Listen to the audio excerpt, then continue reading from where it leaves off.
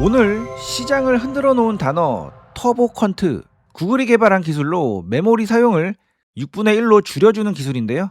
이 기술이 사용되면 메모리 사용량이 6분의 1로 줄어버린다는 우려감에 반도체주가 오늘 하락을 했습니다.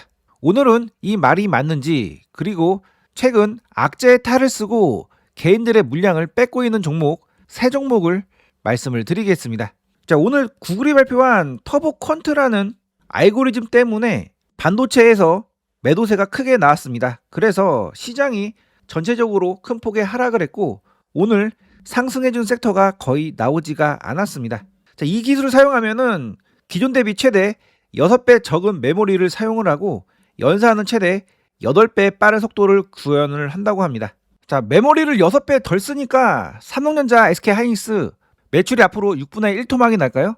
자, 단순히 생각하면 그런 생각이 들 수도 있겠지만, 사실 효율이 좋아지고 비용이 줄어들면 오히려 그 사용량은 늘어나게 됩니다. 자, 예를 들어 AI에게 질문을 한번 던질 때마다 600 크레딧이 소모된다고 가정한다면 비용 차감이 너무 심하기 때문에 정말로 아껴서 쓸 겁니다. 그런데 똑같은 질문을 한 번 하는데 100 크레딧으로 그 소모량이 줄어들게 된다면 부담이 줄어드니까 오히려 질문을 더 많이 하게 되겠죠. 이는 우리가 다이소를 가거나 무한리필 고깃집을 갔을 때 체감을 할 수가 있습니다.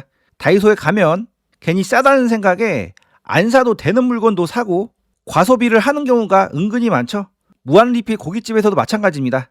고깃값이 비싸면 적당히 먹을 거, 무한리필이니까 안 먹어도 되는 음식 추가적으로 더 먹고 배가 터질 때까지 먹습니다.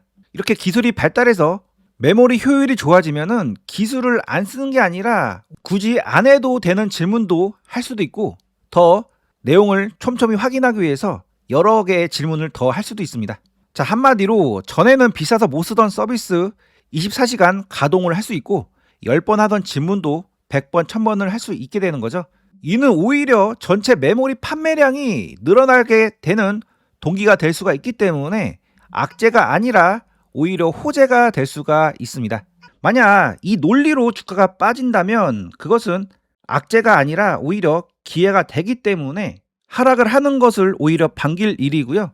사실 지금 주가가 하락을 하는 이유는 터보컨트 때문이 아니라 주가가 그동안 너무 많이 상승을 했고 지금은 조정 구간이기 때문에 하락을 하는 겁니다. 터보컨트는 그냥 하락의 이유를 갖다 붙인 거죠. 자, 제가 그동안 이 구간은 지금 하락 구간이기 때문에 주의가 필요한 자리이고, 지금은 적극적으로 매매를 하기보다는 현금을 최대한 확보한 다음에 차분하게 기회를 기다리라고 말씀을 드렸습니다. 이번에 터보컨트 악재로 만약 주가가 좀 더 하락을 한다면 이런 저점 구간은 좋은 매수 구간이 되니까요. 이번에 나온 터보컨트 악재는 악재가 아니라 오히려 호재다, 이렇게 정리를 해볼 수가 있겠습니다. 자, 코스피의 월봉인데요. 그동안 지수가 쉼없이 상승했다가 이번 달에 첫 강한 장대 음봉이 이렇게 나왔습니다. 자, 트레이더들은 그 달의 움직임을 예측을 하려고 월봉을 많이 이용을 하는데요. 월봉은 이 하나의 캔들이 한 달을 의미하기 때문에 그 캔들이 나오는 위치를 보고 그 달의 움직임을 예측을 합니다. 자, 예를 들어 3월 달은 그동안 주가가 오랫동안 상승을 했고 최근에는 캔들 크기가 이렇게 가팔랐기 때문에 조정이 나올 가능성이 높은 달이었고, 그때 나오는 첫 음봉이었고, 그리고 음봉의 길이가 컸기 때문에 한 달 내내 조정이 나올 가능성이 높다, 이렇게 해석을 해볼 수 있겠고, 자, 4월달 같은 경우에 이 빨간색 선인 5월선을 지지를 해주고 이렇게 다시 양봉으로 올라가던지 아니면 투음봉으로 이렇게 내려오던지 둘 중에 하나의 움직임이 나올 가능성이 있겠죠. 저는 개인적으로 이 5월선을 깨고 투음봉으로 내려올 가능성이 있다, 이렇게 보고 있고요.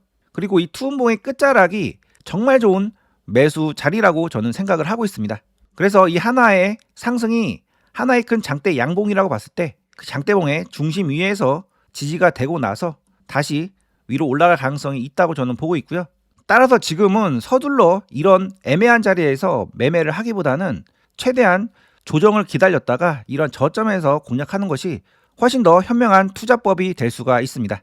그래서 제가 매매 종목으로 삼성전자 잘 체크를 해보시라고 말씀을 드렸고, 이 종목은 구간에서 반등이 나온 다음에 지금 연속 음봉이 이렇게 나오면서 조정 흐름이 나오고 있습니다. 자, 그러면서 그동안은 이 파란색 선인 21선이 상승각이었는데요.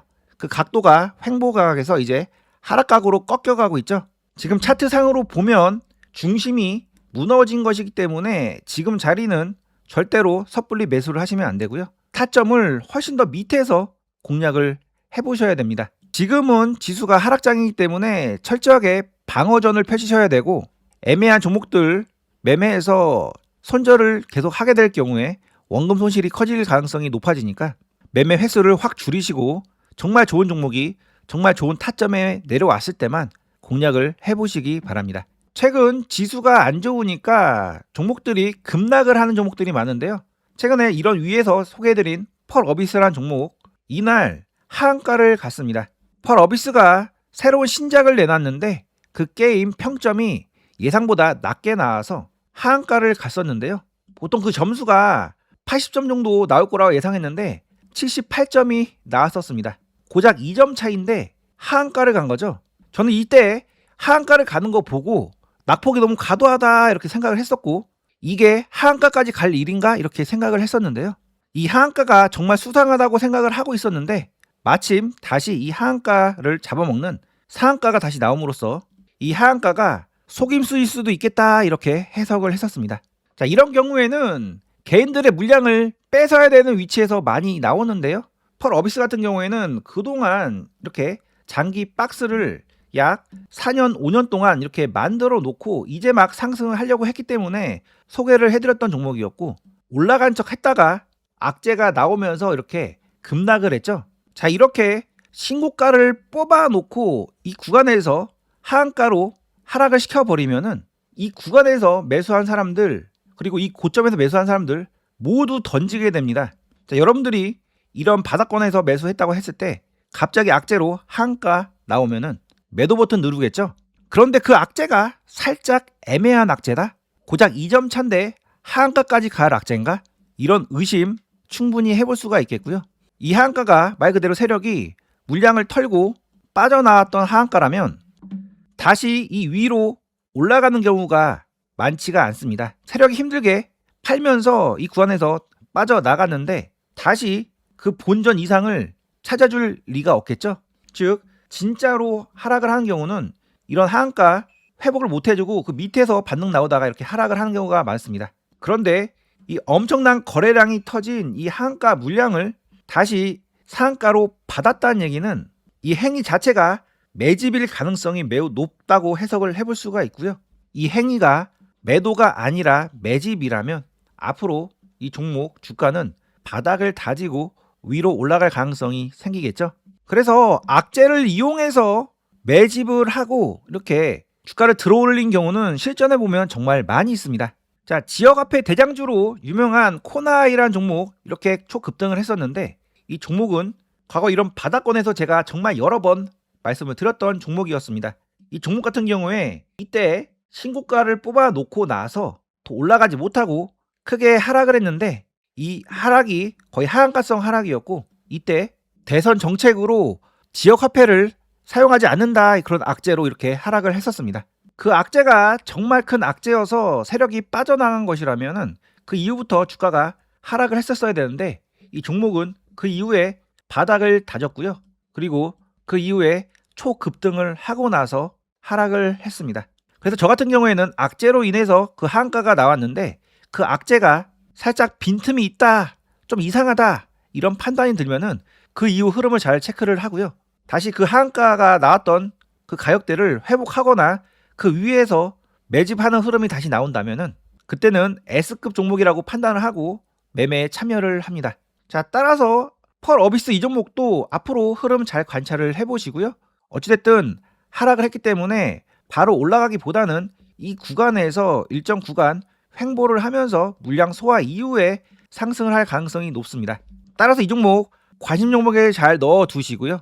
앞으로 흐름 잘 체크를 해보신 다음에 나름 이런 저점까지 내려와서 바닥을 잘 지지를 해주고 다시 위로 올라가려는 흐름이 나온다면 한번 공략을 해보시기 바랍니다. 자, 좀 더 깊은 얘기나 디테일한 시나리오는 제 채널 멤버십에서 말씀을 드리고 있습니다. 그래서 전형 영상에서 다 하지 못한 진짜 돈 되는 이야기는 멤버십에서만 공개를 하고 있으니까요. 좀 더 체계적이고 실제 돈이 되는 정보들 받아보실 분들은 멤버십 가입 추천을 드리고요. 이 종목 실제 정확한 타점에서의 매매는 타점방에서 진행을 할 예정입니다. 자, 타점방은 제가 실제 매수 매도 신호를 보내드리고 있고요. 최근에는 솔리드라는 종목 이 저점 횡보 구간에서 비중 20% 채워서 이렇게 크게 수익을 냈습니다. 수익폭만 하더라도 30% 가까이 되는데요. 지금 같은 어려운 장에서도 꾸준하게 수익을 내고 있고 지금은 현금을 많이 확보를 해둔 상태에서 삼성전자 단타 매매 진행을 하려고 기회를 엿보고 있습니다. 삼성전자 단타로 크게 수익을 내보시면서 계좌를 우상향으로 다시 만들고 싶으신 분들은 주저하지 마시고 타점방 지금 바로 입장을 해보시기 바랍니다. 타점방은 고정 댓글 링크를 통해서 신청이 가능합니다. 자, 세 번째 종목은 하나솔루션입니다. 자, 이 종목은 제가 이 바닥권에서 여러 번 소개를 해드렸고 이 위에서도 잘 봐야 된다고 말씀드렸고 그리고 지수가 하락했을 때 이 종목 이런 저점에서 공략 가능하다라고 말씀드리면서 최근에 한번 말씀을 드렸던 종목입니다.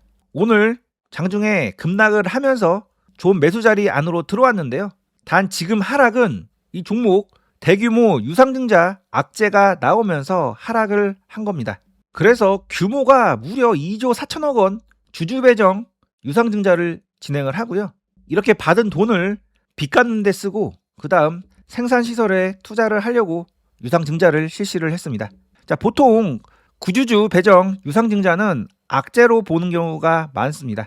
그렇기 때문에 주가가 이렇게 하락을 하는 거죠.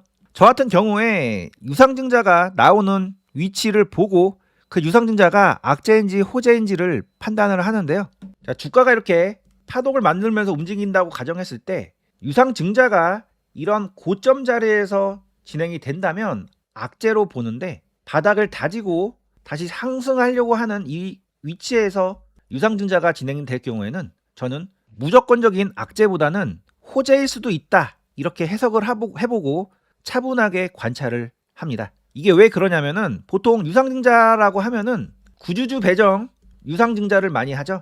즉 기존 주주들에게 먼저 유상증자 청약을 할 수 있는 권한을 주고 나머지 물량을 일반 공모로 확정을 해서 유상증자를 성공시킵니다. 보통 주가가 이렇게 고점에 있을 때는 구주주가 개인 투자자인 경우가 많고요.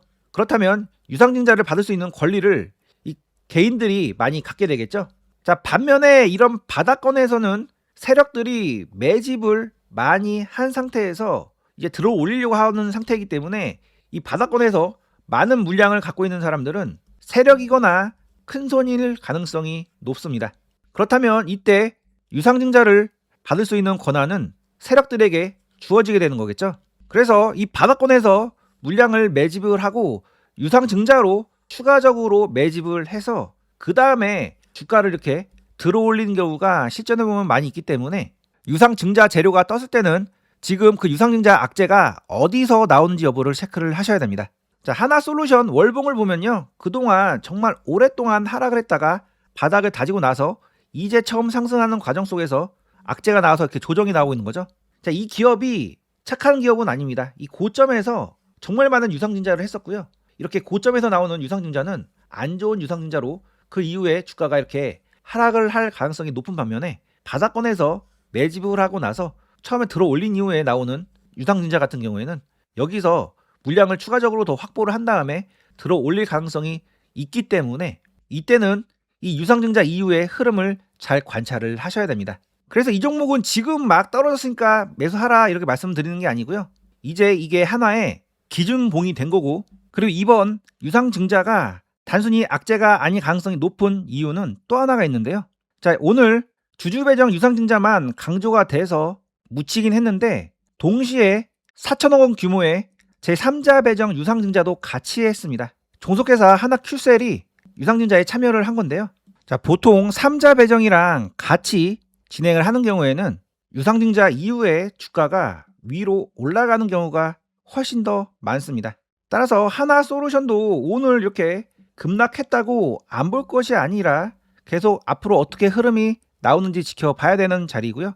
앞으로 33,300원이 신주 발행 가액인데 그 구간 지지를 해주고 나서 올라가든지 어찌됐든 이 구간에서 물량 소화 이후에 다시 올라가려고 하는 흐름이 나온다면은 이번에 나온 악재가 오히려 매집이 될 가능성이 높았고 유상증자를 해서 주가를 더 들어 올리는 케이스구나라고 판단하고 그때부터는 적극적으로 매매를 해볼 수가 있겠습니다.